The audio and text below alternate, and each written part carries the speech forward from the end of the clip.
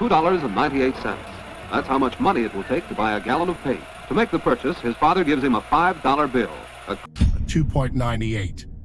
That's how much money it will take to buy a gallon of paint. To make the purchase, his father gives him a $5 bill, a crisp new $5 bill. You know, a place where a bucket of paint still costs $3. Yeah, me neither. But that clip, that's how they trained us to see money as fixed, logical, mechanical. But the truth, you didn't click this by accident. Some part of you knows that money isn't just paper, digits, or work points. It's energy. And right now, it's either flowing to you or running the hell away. Not because you're lazy, not because you're unlucky, and definitely not because you don't deserve it. It's because of one thing: your frequency. Money doesn't care about effort. It doesn't reward grind. It doesn't show up for the desperate. It mirrors you. Your baseline beliefs, your hidden programming, your emotional charge around it. If money feels chaotic, scarce, or like it vanishes the moment you get it, it's not because you're doing something wrong. It's because you were wired wrong by parents who stressed about bills, by schools that never taught wealth, by systems that trained you to survive, not thrive. And that wiring is still running your financial life like a virus in your subconscious. Let this land. Money doesn't respond to logic. It responds to energy. You can have all the degrees, work 18-hour days, and want it more than anything. But if your frequency says, I don't have enough, the universe listens and gives you more of that. Right now, you're tuned into one of two channels: lack or flow. And here's the truth: whichever one you're locked into, it's running the show. But the good news, you're not stuck. This isn't permanent. This isn't fate. You can rewire it. You can retune your frequency. You can shift your energy field so wealth comes to you like oxygen, effortless, automatic, constant. And that's exactly what this is: your step-by-step guide to flipping the entire wealth game in your favor. Because here's what almost no one tells you: money isn't earned, it's allowed. And until you heal that core wound, the one whispering, I'm not safe to have wealth, nothing will stick. No budget, no hustle, no manifestation technique. Here's the unlock: money is energy, and your energy is the password. Let's shatter the illusion. Money is not a thing, it's a frequency. It's not earned, not handed out, not deserved by the grind. It's matched, it's allowed. It's mirrored back to you based on your internal state. And until you understand that, you'll keep playing a rigged game built to burn you out. Here's what they never taught you: money isn't backed by gold. It's not backed by hard value. It's backed by one thing: belief. Our collective agreement. That's the whole system. A belief equals energy contract. Just like the observer effect in quantum physics, your beliefs collapse potential into reality. Believe money is hard. Boom, you get that version. Believe money flows easily to you. Now you've collapsed that timeline. The field listens to frequency. Your subconscious sets the frequency, and 90% of it was programmed before you could even speak. Read that again. This is why hard work alone never cuts it. It's why people grind 12-hour days and still feel broke. It's why someone with less hustle but cleaner energy pulls in wealth without breaking a sweat. Because it's not about doing more. It's about being aligned. No alignment, no flow. It's that simple and that dangerous if you ignore it. See, money isn't real. It's not rooted in nature. It's not divine law. It's paper, just digits, a belief system with excellent branding. And yet, this illusion runs your life. It controls how you feel when you wake up, how safe you feel in your own skin, how worthy you think you are as a man. Why? Because from the time you were a child, You were hypnotized into believing that money equals survival, success, and value. And now, without realizing it, you live in service to something that only exists if you believe in it. That's not a conspiracy. That's basic spiritual law. Money is belief made physical. Let me show you how deep the spell really goes. If every person on Earth woke up tomorrow and said, "Money has no value," the system would collapse instantly. No banks, no credit. This has already happened repeatedly. Germany in the 1920s, Zimbabwe in the 2000s. People were burning stacks of cash just to stay warm, not because they lost money, but because the belief collapsed. And here's the part you were never told. This belief system isn't neutral. It's rigged. You were programmed to view money as hard to get, easy to lose, only for the lucky or ruthless. Why? Because if they can keep you in scarcity, they can keep you obedient. This isn't just about banks and governments. It's spiritual warfare. Now, let's get a little more esoteric, because words carry power. Take the word currency. It comes from the Latin carere, meaning to run, to flow. That's what money was always meant to be: movement, energy, circulation. And what happens when your inner wiring is built on lack? You block the flow. You repel money without realizing it. It doesn't matter how smart you are, how hard you grind, how much you want it. And somewhere along the line, it got hijacked. Money stopped being flow and started becoming control. Governments, corporations, institutions. They took what was fluid and froze it, turned energy into shackles. They built a system that looks like freedom, but keeps your soul on a leash. Debt isn't an accident, it's a design. You're told to get an education to succeed, but what you really get is decades of repayment. You trade your time for a paycheck, not to live freely, but to barely survive inside someone else's rules. That's the spell. That's the illusion. And here's the brutal truth. It was never the money that enslaved you. It was how they programmed you to feel about it. The real magic trick wasn't the paper. It was the belief system they baked into your nervous system. The feeling that there's never enough, that you must hustle for permission, that worth equals productivity. But here's what they fear most. If you reclaim your belief, you reclaim your power. Because you were never meant to bow to money. You were meant to use it, a tool. Money is not a god. You were born to flow, not to fear, not to chase, not to grind for the scraps of a system designed to keep you small. Your real job isn't just to make more. It's to escape the trap entirely, to dismantle the invisible architecture in your subconscious that tells you you're only valuable if you're suffering. No, you were built for abundance, and now it's time to return to it. And here's the secret no one teaches you: money loves movement. It lives in circulation. It dies in fear. When you hoard from panic, you're not protecting your future. You're casting a spell of lack. You're sending one clear, loud signal to the universe.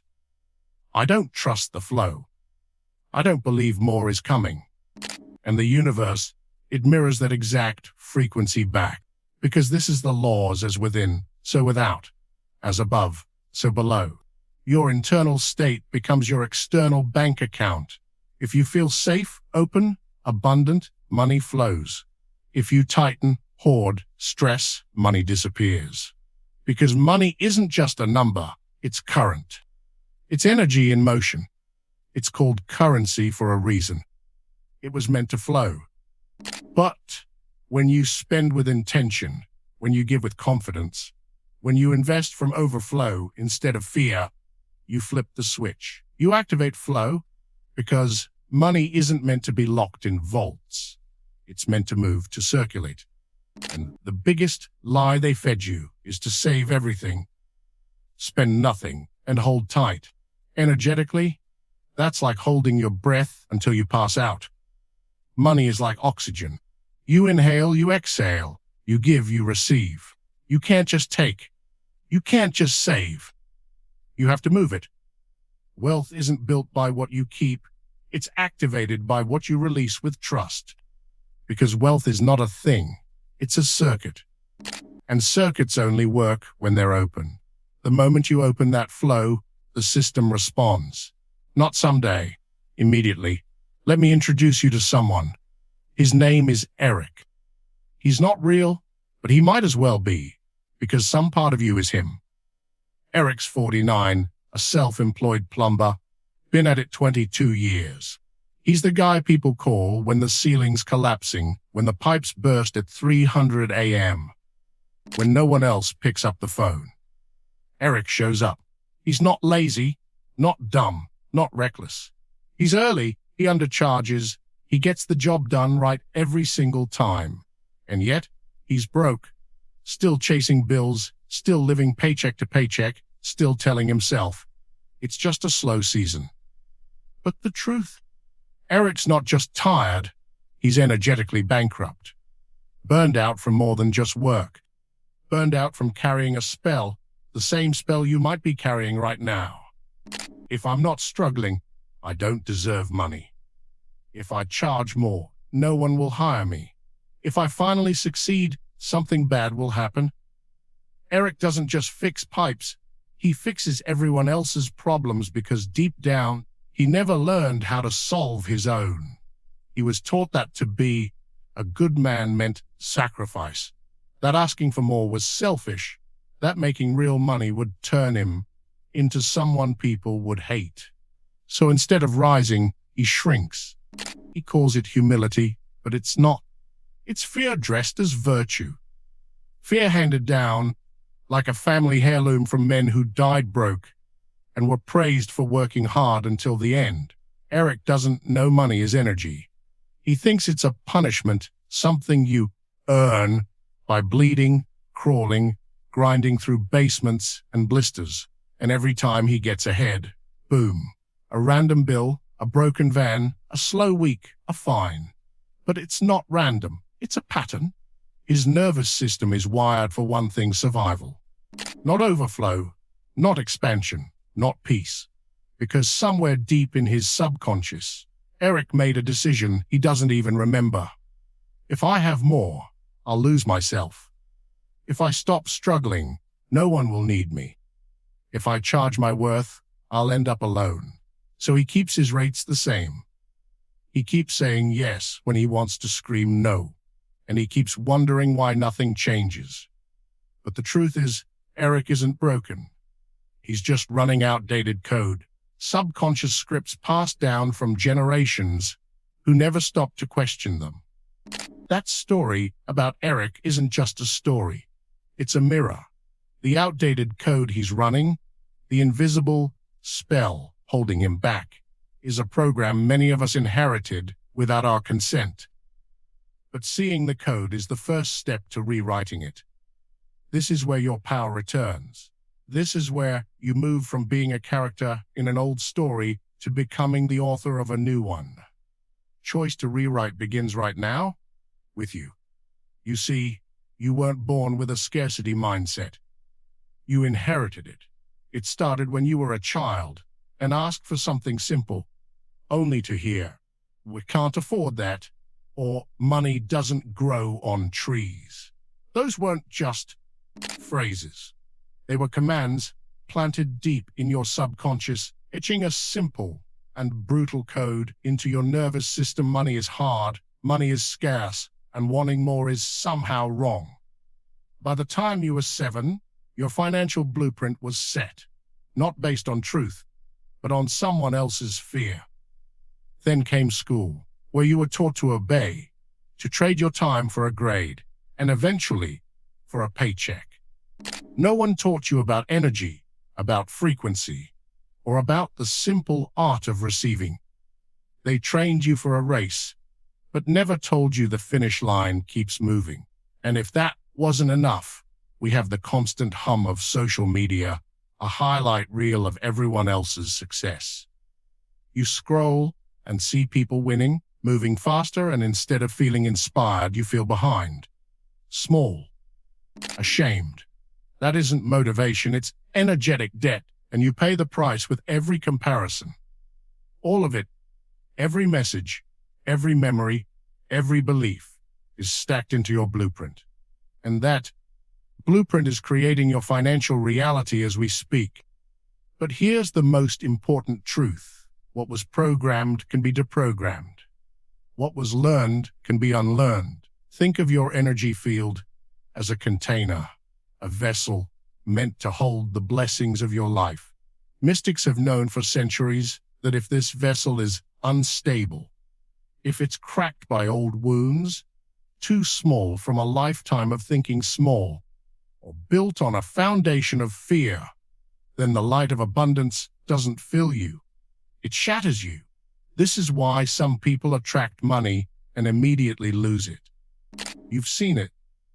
The lottery winner who is broke again in 5 years, the athlete who earns millions but is bankrupt 2 years after retirement. They get the raise, land the contract, or win the lawsuit, and then they unravel. Stress skyrockets. Paranoia creeps in. They overspend, sabotage, and end up right back where they started, sometimes worse off. It's not because they're foolish. It's because their energetic vessel couldn't handle the sudden influx of energy. The money didn't fix who they were. It just amplified the cracks that were already there. Guilt, shame, fear, unworthiness. Money makes it all louder. Your energy field is the container, and if it's leaking, no amount of income can fill it. So, our first job isn't to chase more money. It's to repair and strengthen our container. It's time to become someone who can hold wealth with ease, purpose, and peace. Micro-habit. Fortify your energetic vessel purposely. To build your capacity to hold abundance without self-sabotage, creating an inner sense of safety and stability that attracts and retains wealth. How to each morning, before you touch your phone. Stand for just 60 seconds. Place one hand on your heart and one on your stomach. Close your eyes and breathe deeply. Silently or aloud, say, I call all of my energy back to me now. I am a strong and stable container for wealth, peace, and joy. It is safe for me to receive more. Signs you're doing it right in, you'll start your day feeling more grounded and less reactive. Over time, you'll notice a subtle confidence, a feeling that you can handle whatever comes your way, good or bad. You'll feel less of a desperate need for external validation. Common pitfalls, rushing through it or saying the words mechanically. The power isn't in the words themselves, but in the feeling of safety and strength you generate as you say them. Feel the truth of them in your body. Tie back. This practice directly heals the subconscious wiring that makes money feel chaotic or causes it to vanish as soon as it arrives, by teaching your nervous system that you are safe and capable of holding abundance. Have you ever received a gift, a compliment, or an opportunity that was so good it almost made you uncomfortable? Maybe you deflected the compliment, or a part of you immediately started worrying about how you might lose the opportunity. That discomfort is the feeling of your container being stretched. It's a sign that a part of you doesn't yet feel worthy of the blessing that has arrived. Our work is to gently expand that container day by day so that receiving becomes as natural as breathing. And part of that expansion comes from learning to see the wealth that is already all around us, even when it doesn't look like cash. Wealth is not just the number in your bank account. That's its final, most dense form. True wealth shows up first in more subtle ways, in time, in energy, in protection, in grace. A cancelled meeting that gives you a much-needed hour back. A moment of creative insight that solves a problem you've been stuck on for weeks. A near miss on the highway. A friend calling right when you needed to hear a familiar voice. These aren't random coincidences. They are deposits of non-monetary currency from the universe. But if your mind is programmed to only recognize dollars, you miss them. You remain spiritually poor, even when life is showering you with riches. And what you don't acknowledge, you can't expand. Micro-habit. The abundance ledger purposey, to retrain your brain to recognize wealth in all its forms, shifting your frequency from, I don't have enough, to, I am constantly supported. How to, at the end of each day, take 2 minutes. Open a notebook or a note on your phone. Write down 3 forms of non-monetary wealth you received that day. Examples: a stranger held the door for me. I found a great parking spot right away. My body felt healthy and strong during my walk. Signs you're doing it right. You'll start noticing these small blessings in real time, not just at the end of the day. A feeling of gratitude will begin to replace your baseline anxiety. You'll feel richer long before your bank account changes. Common pitfalls: dismissing things as too small to count. Nothing is too small. The goal is to train your perception. Also, don't turn it into a chore. If you miss a day, just pick it up the next. This is about awareness, not perfection. Tie back. This habit dismantles the feeling of being perpetually broke, even when you're grinding 12-hour days, by proving to your subconscious that you are already living in a state of flow and receiving constant support. As you begin to see the wealth that's already present, you can start to engage with the flow of money differently. Remember, it's called currency because it's meant to have a current. It's meant to move. Fear, hoarding, and guilt are like dams that block this flow, creating stagnant, dead energy. When you give even a small amount from a place of trust instead of obligation, you send a powerful signal to the universe. You are declaring, I am not a reservoir of lack. I am a channel for abundance. I trust that what flows out will flow back, multiplied. This isn't about charity in the traditional sense. It's an act of energetic alignment. Think about it. When you hold your breath, your body panics. When you hoard money out of fear, your financial life does the same. You have to exhale. You have to let it move. Micro-habit 3, the circulation ritual purpose, to break the energetic stagnation caused by a fear of spending and to activate the flow of giving and receiving in your life. How to: once a week, give a small amount of money away anonymously and with intention. It could be $5 tucked into a library book, paying for the coffee of the person behind you, or leaving an unexpectedly generous tip. As you release the money, say silently, "This is proof that I trust the flow. May this return to me tenfold in expected and unexpected ways." Signs you're doing it right. You'll feel a sense of lightness and expansion after doing it, not a sense of loss. You'll start to notice surprising opportunities or small windfalls appearing in your life, often within days. Common pitfalls: giving an amount that triggers genuine financial anxiety. Start small. The amount doesn't matter. The trusting energy behind it does. Also, avoid looking for an immediate transactional return. Trust the process. Tie back. This ritual directly counteracts the programming that money is easy to lose by transforming an act of spending into a powerful declaration of trust and an activation of universal flow. These practices aren't just feel-good exercises. They are the work of spiritual masters, people who understood that our inner world creates our outer world with mathematical precision. Two of the most brilliant were Neville Goddard and Ernest Holmes. They weren't gurus selling quick fixes. They were spiritual engineers who mapped the laws of consciousness. Neville taught that your imagination is the creative power of God in you. He said that to change your life, You don't struggle to change the circumstances outside of you.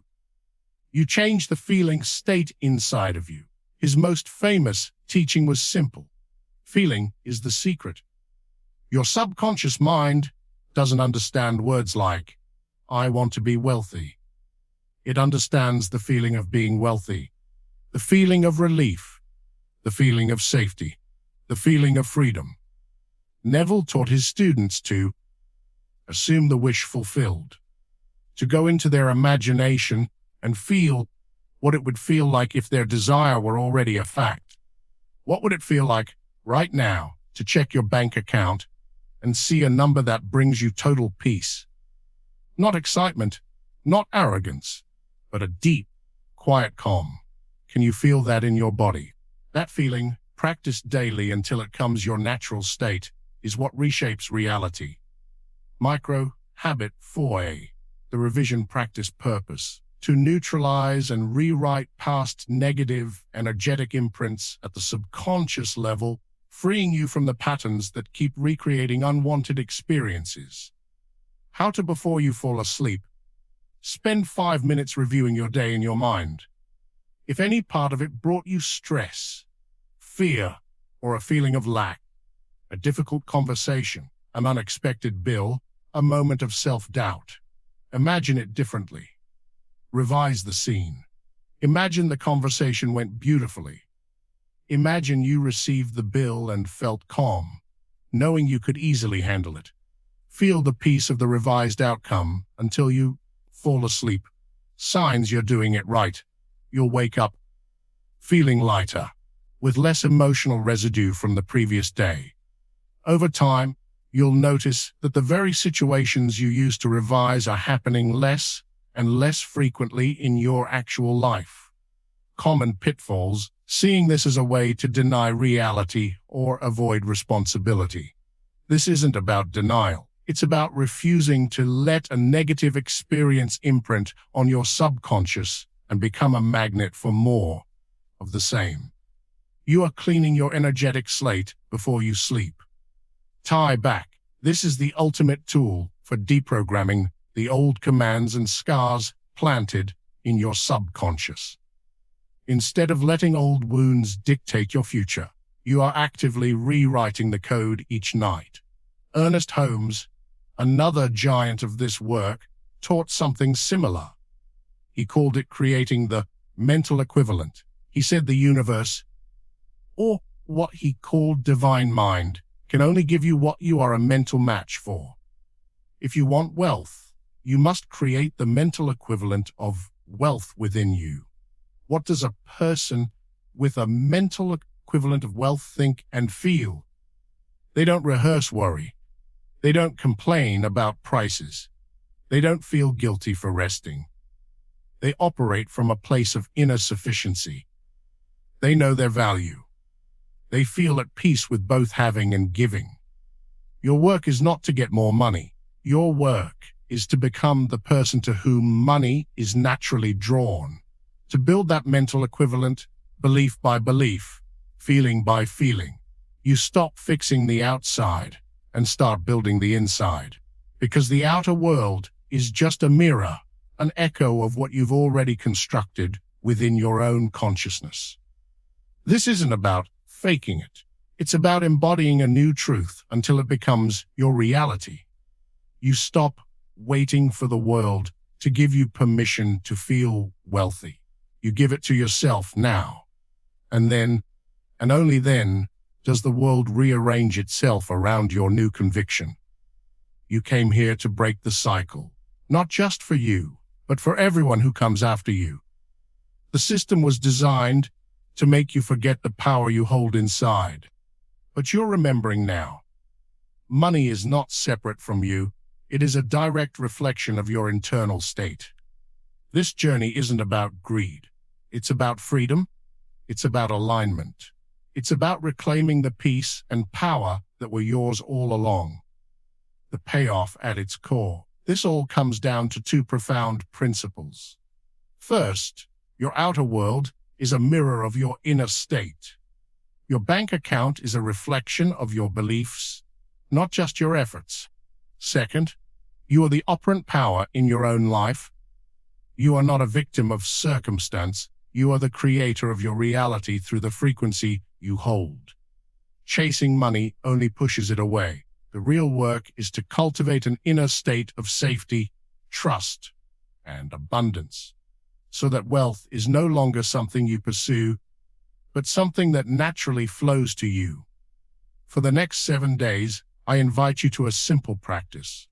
Each morning, before your feet hit the floor, take 3 slow, deep breaths.